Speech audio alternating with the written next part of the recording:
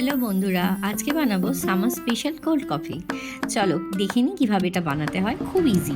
প্রথমে মিক্সি নিয়ে নেবে। মিক্সিতে এরকম 4 থেকে 5টার মতো আইস কিউব নিয়ে এর মধ্যে আমি দিয়ে দেবো চিনি। তোমরা পরিমাণ মতো যে যেরকম মিষ্টি খাও সে সেরকম চিনি ইউজ করবে। আমি এখানে 2 টিস্পুন মতো চিনি নিচ্ছি। এর সাথে আমি এখানে দিয়ে দিচ্ছি 2 চামচ মতো গুঁড়ো দুধ। এটা ওই কফিটাকে একটু গাঢ় করতে সাহায্য করে। এর সাথে আমি নিয়ে নিচ্ছি এখানে 1 থেকে 1.5 চামচ মতো কফি পাউডার।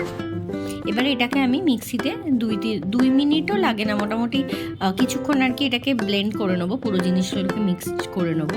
তো দেখুন মিক্সচারটা হওয়ার পর ঠিক এরকম হবে। এরপরে আমি দিয়ে দিচ্ছি এখানে ভ্যানিলা আইসক্রিম, যে কোনো ভ্যানিলা আইসক্রিম ইউজ করতে পারেন। এরপরে আমি দিচ্ছি এখানে 1/2 কাপ মতো, এটা অ্যাকচুয়ালি কাপের পরিমাণের 1 কাপ দুধ, ঠান্ডা দুধ কিন্তু এটা, ঠিক আছে। এবার এটাই ওই মিক্সির মধ্যে আমি দিয়ে দিলাম।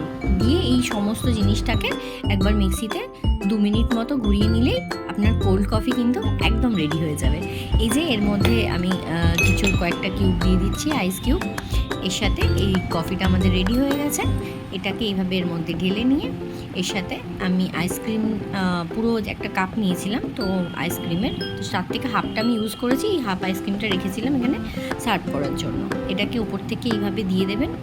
দিয়ে উপর থেকে আমি একটু কফি গুঁড়ো ছড়িয়েছি সার্ভ করার জন্য, দেখতে ভালো লাগে তাই। তবে এটা ভীষণ টেস্টি হয়, আর এই গরমের জন্য তো দুর্দান্ত খেতে লাগে। একবার বাড়িতে অবশ্যই বানিয়ে ট্রাই করবেন।